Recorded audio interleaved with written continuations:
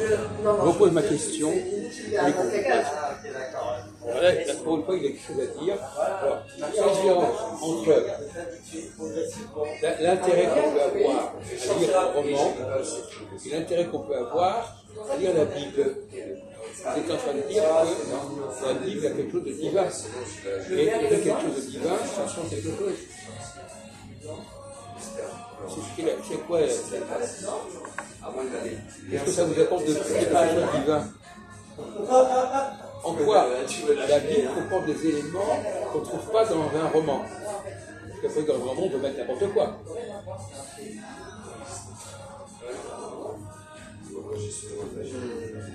Dans la Bible, les mots sont pesés, je veux dire, dans un roman, les mots... Dans la Bible, c'est une vérité absolue. Ouais. Quand vous dites ça,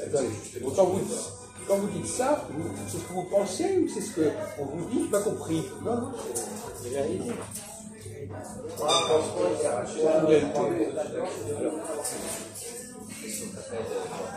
C'est une vérité. Il y a des vérités. La Bible, est-ce que c'est une seule vérité ou est-ce que c'est un ensemble de vérités? On tombe dans le problème de l'un est multiple.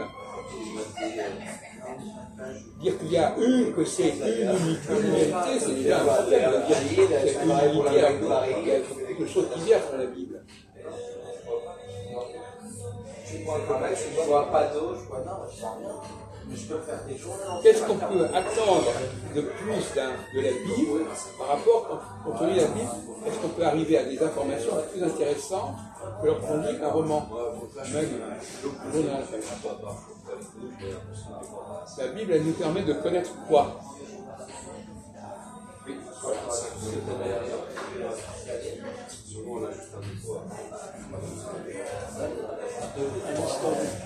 Pardon? Un historique.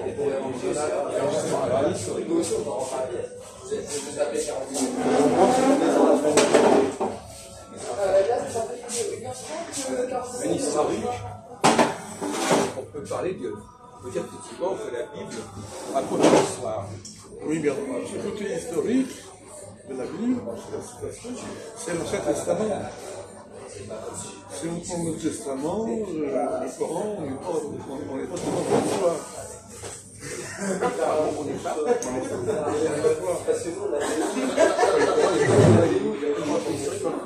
Si, oui, mais si tu veux, Oui, c'est vrai, mais allez plus loin. Quelle est la différence entre le Coran et l'Ancien Testament au niveau de l'intérêt de l'information?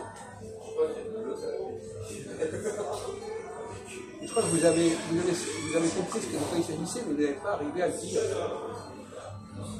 Le Coran, quelle est la différence entre le contenu du Coran et le contenu de l'Ancien Testament? Au niveau de la qualité de l'information. Pardon? Le Coran, c'est la copie de l'Ancien Testament. Pas la copie, c'est des extraits, c'est des extraits, pas la copie. Le Coran est très poétique. Alors que On dit la copie, c'est pas la copie, il n'y a pas tout il n'y a pas dans le Coran tout ce qu'il y a dans la Bible. le Coran est très poétique. C'est même une nouvelle langue qui a été inventée à partir de langues existantes. Oui, mais ça n'empêche pas peut-être qu'il comporte des informations utiles. Parce que, ne serait-ce que parce qu'il reprend les choses de la Bible. Il reprend les choses de la Bible. Il y a donc des contenus de la Bible qui se retrouvent dans le Coran. Justement, ça revient à la question. Qu'est-ce qu'il y a dans cette littérature scripturaire, dans ces ouvrages qui sont le Coran, notamment et même qu'est-ce qu'il y a à prendre qu'on ne trouve pas dans un roman?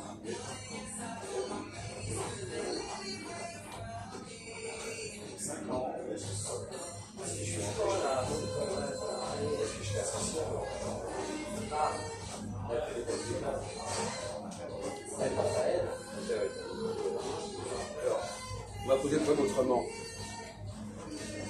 Est-ce qu'un roman, quelqu'un qui fait un roman, est-ce que la chronologie qu'il propose est vraie? Non, c'est libre. peut proposer une chronologie complètement fantaisiste. Vous donnez telle année, mais ça ne correspond pas à la réalité. Donc là, c'est important. Si on veut travailler sur des choses concrètes, on va travailler sur une chronologie bidon.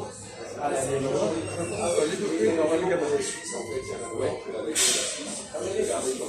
ce sont des documents très anciens, qui donc comportent des éléments utiles.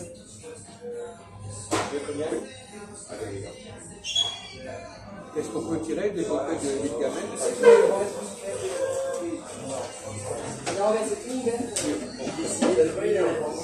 Beaucoup à tirer. Il y a aussi la mythologie, il y a l'histoire d'Hercule, enfin, il y a beaucoup à tirer. Justement, on peut élargir le sujet, la Bible, et puis après d'autres récits, d'autres chroniques très anciennes. Qu'est-ce qu'on peut espérer trouver dans ce corpus biblique, mythique, etc. On ne trouve pas dans les romans qui ont été faits par des gens comme ça.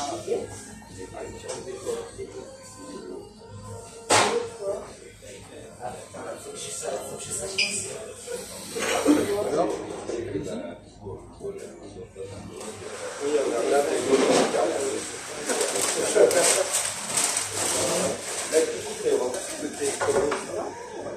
il y a déjà. Comme vous pouvez trouver, d'abord, c'est de la philosophie. Ah, mais je cherche pas. Vous savez, la philosophie, on peut le trouver aussi dans ce moment. On parle de faits. Est-ce qu'il y a des faits qui sont rappelés dans cette Bible et qui ont une vérité? Je connais bien le milieu, donc.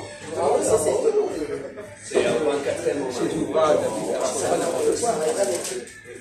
Même si on va raconter des sujets là, il y a des choses qui sont. Ça, je dis, en fait, ça correspond à quelque chose.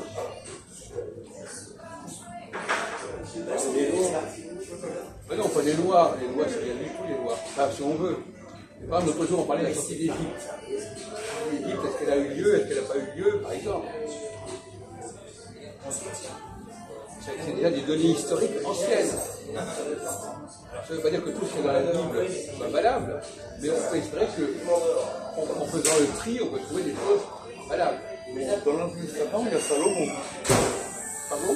Salomon. Oui, dans quoi? Salomon. Oui, dans l'Ancien Testament, oui, dans les. Oui. Déjà, ça me dépasse. Oui, Salomon. Et alors Salomon, oui. Salomon, le roi David. Il y a Salomon, la reine de Saba, avec exemple, non, oui.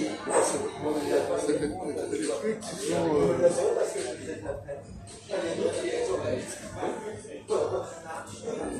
Des choses comme ça. Je ne sais pas pourquoi tu parles de ça plutôt qu'autre chose. Enfin, bon.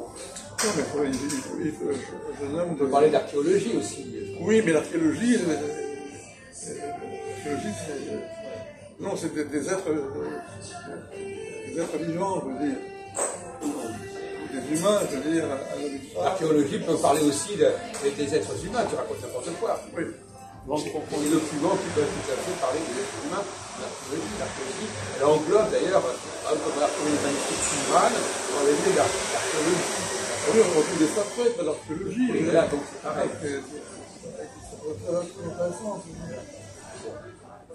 Donc, pour nous résumer sur ce sujet, il y a dans les documents de ce genre, on peut remonter le temps. On peut remonter à des périodes très anciennes qui ont été plus ou moins oubliées ou qui ont été. Il faut arriver à extraire le passé.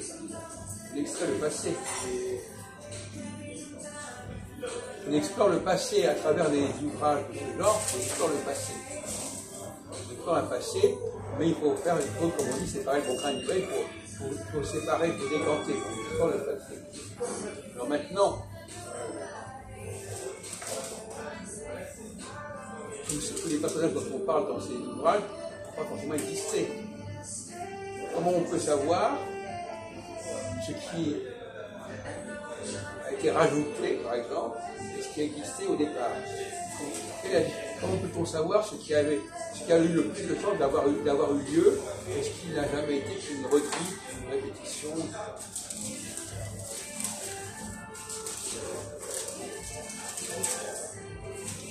Prenons un exemple très simple, basique, le premier chapitre de la Genèse.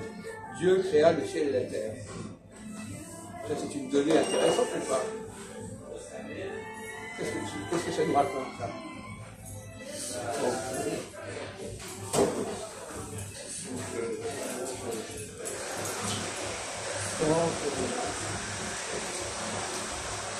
Les gens conduisent là. Oui.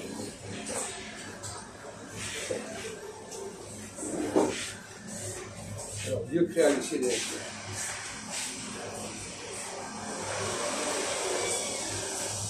Quand on nous dit ça nous parle de quoi?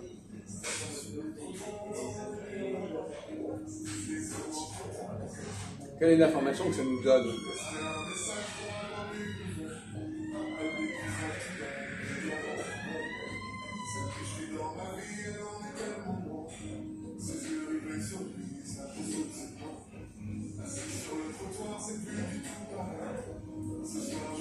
Notre système solaire. Oui. Donc c'est l'idée que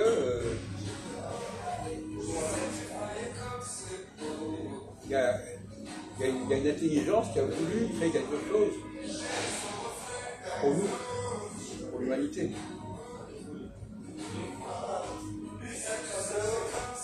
Et comment on peut...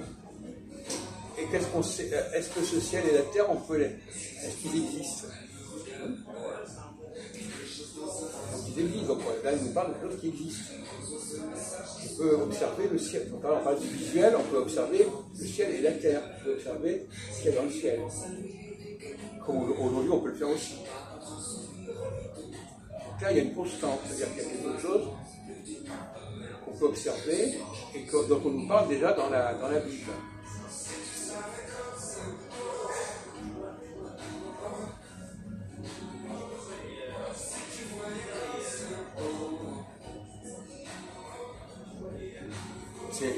Par contre, si on dit Jésus a fait ceci ou cela, on ne peut pas l'observer de la même manière. Donc il y a des personnages qu'on peut voir qu'ils ont fait quelque chose de concret, on le voit. Il y a d'autres personnages, on nous raconte quelque chose, mais on n'a pas de traces véritablement. Oui, pardon? Dans le Coran, il y a des aberrations. Ils disent que la terre est plate. Ça correspond à un certain niveau de la science. On disait à une époque, on croyait ça. Oui, c'est une aberration. C'est un niveau de science qui n'était pas le nôtre d'aujourd'hui. Elle n'a jamais été plate, la terre. Mais non, mais c'est ce qu'on croyait de petit départ. On croyait ça à une époque, de même la science, elle a évolué, d'accord? Bon, ben voilà, à une époque, la science disait ça. Alors maintenant, dire que ce qu'on disait avant Newton ou avant Kepler, c'est une aberration. Non, c'est pas une aberration. Ça correspond à un certain niveau de connaissance qui n'est plus le nôtre aujourd'hui. Alors, c'est pas une parole divine. Comment? C'est pas une parole divine. C'est la remise en question. Mais non, ça nous parle d'une certaine humanité qui voyait les choses comme ça. Voilà. C'est pas le problème, on n'est pas là. Ben, c'est Dieu qui voit ça. Bon, pas m'énerver pour rien là.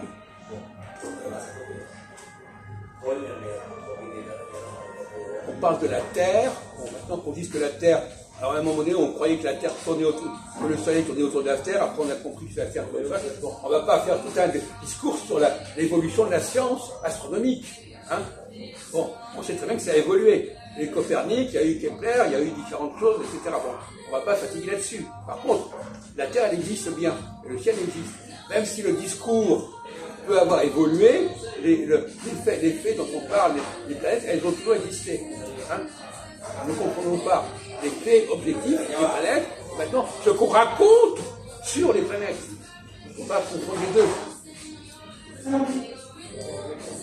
Alors, donc, bon, là on nous parle de quelque chose on peut ne pas y croire, mais on nous dit qu'il y a un Dieu qui est venu pour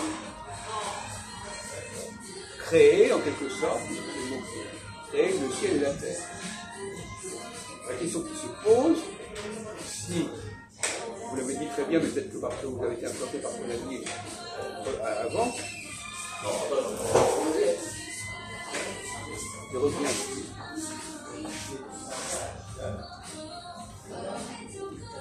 Alors, est-ce que le ciel, qu'est-ce que c'est le ciel quand on parle dans la vie? C'est quoi le ciel à votre avis?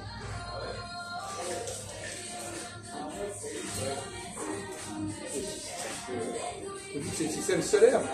Pourquoi pas l'univers? Le système solaire, ça y est du tout, le système solaire. Il a créé, ce Dieu, il a créé le système solaire ou il a créé l'univers? Pourquoi vous dites le système solaire? Le système solaire, c'est un milliardième de l'univers. Aujourd'hui. Ah bon, on croyait que c'était important. On a dit, tout ça c'est chronologiquement. Alors on ne va pas commencer à dire, ah oui, mais il dit c'est n'est pas une question d'aberration. Effectivement, la question est de savoir si quand on disait le ciel il y a 5000 ans, on ne parlait pas de l'univers, parce qu'on ne connaissait pas l'univers. On connaissait le système solaire. Mais maintenant, on va dire, ah oui, mais quand il disait le système solaire, en réalité, on parlait de l'univers. Donc, ça, c'est une façon d'interpréter les choses. Pourquoi il a là? Qu'est-ce qu'on veut dire quand on dit que Dieu a créé le ciel et la terre?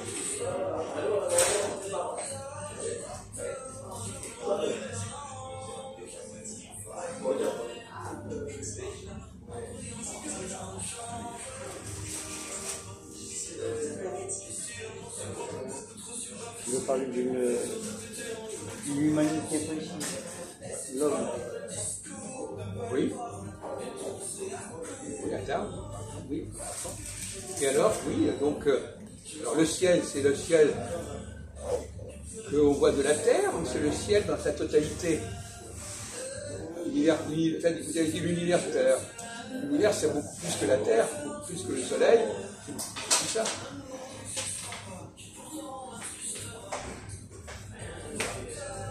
Donc l'objection que vous faites, c'est est-ce que quand on dit Dieu a créé le ciel et la terre, à quoi on pensait quand on disait ça? On pensait que c'était la totalité de l'univers, la totalité de la nature, ou bien seulement un petit monde autour de la terre, comme ça. Il y a une seule planète qui s'appelle Terre. La vision à la Terre. Mais il parle aussi du ciel. Oui, le ciel, c'est quoi le ciel? Ce qu'il y a autour. Oui. Donc c'est uniquement le ciel autour de la terre. C'est pas l'univers. Non, autour de tout le système solaire. Donc c'est pas l'univers. Non. C'est là où vous avez dit l'univers. Parce que justement, vous êtes tout le temps en train d'hésiter entre les deux. Tantôt vous parlez de l'univers, tantôt vous parlez du système solaire. Vous ne savez jamais à quoi vous en tenir finalement. C'est vous qui avez sorti de l'univers. Comment? Moi, justement, je ne crois pas du tout à l'univers. C'est pas moi. Comment? C'est vous qui avez prononcé le premier volume limité au système solaire. D'accord. Écoutez, on réécoutera la bande magnétique parce que c'est vous qui avez prononcé le mot univers. À un moment donné, vous avez dit l'univers. Bon, peu importe. Vous n'êtes pas comme Christophe. Racontez votre histoire, c'est enregistré. Pas la peine de raconter l'histoire. Maintenant, vous dites que ce n'est pas l'univers. Uniquement. Donc, là, voyez-vous, il faut faire très attention. Vous parlez d'aberration, qu'on a dit la Terre est plate. Mais quand on étudie ces documents-là, les gens, forcément, ils comprennent comme ils peuvent les documents. Ils les comprennent. Ça ne veut pas dire forcément qu'il y a une erreur. Ça veut dire simplement que l'autre jour, je pensais à ça. C'est comme si on disait, par exemple, ah bon, la science d'aujourd'hui, la science d'il y a 30 ans, c'est une erreur par rapport à la science d'aujourd'hui. Ça veut rien dire. Bien entendu que ça, la science évolue. Oui, c'est pas des erreurs. C'est une évolution. Et la parole divine n'évolue pas. Comment? La parole divine n'évolue pas. Alors justement, qu'est-ce qui n'évolue pas dans la parole divine? Quelle est la seule chose? Vous avez raison de dire ça. Quelle est la chose, quelle est la réalité qui n'évolue pas dans la parole divine? parole, les textes ils peuvent évoluer, on n'en a pas tout à l'heure. Les planètes, par exemple, elles ne bougent pas, elles sont toujours les mêmes. Donc voilà. Alors, est-ce que c'est... Donc, là, les planètes, vous pouvez dire que ça ne bouge pas. Mais les paroles en général, ça bouge. Donc il vaut mieux se référer aux planètes ou aux paroles. Par exemple, prenons les 10 commandements. On y parle des 10 commandements. Les 10 commandements, est-ce que ça vient d'où les 10 commandements? C'est une invention, c'est un mythe, c'est une réalité. Est-ce que les commandements ont la même réalité que les planètes? Voilà. Non.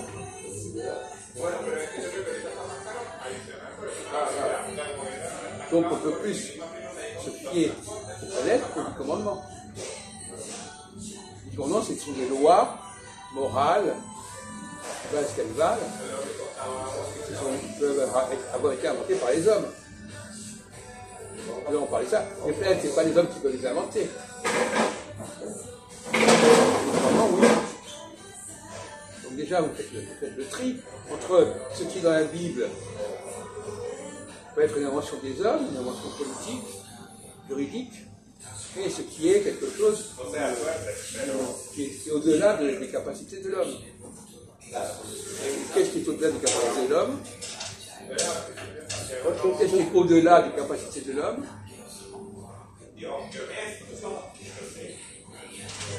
Qu'est-ce que sont les choses que l'homme n'a pas pu faire?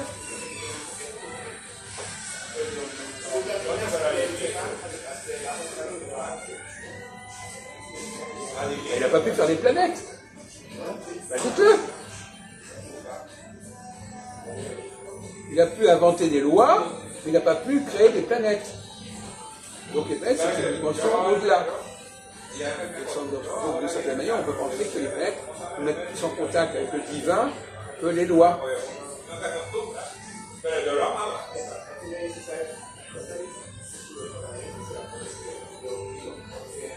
Commandement, c'est pas divin. Justement, toute la question est là, mon Dieu. Est-ce que c'est vraiment divin? Non. Non. Alors voilà. Les droits de l'homme rectifient.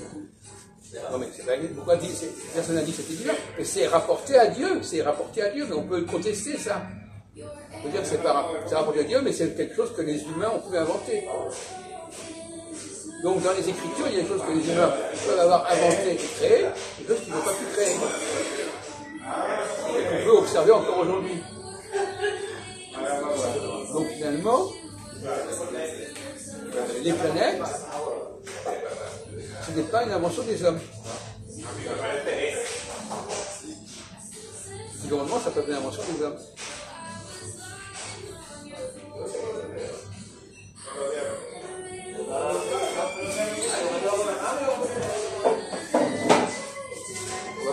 Alors, qu'est-ce qu'il est devenu? Il est monté, il n'est pas descendu.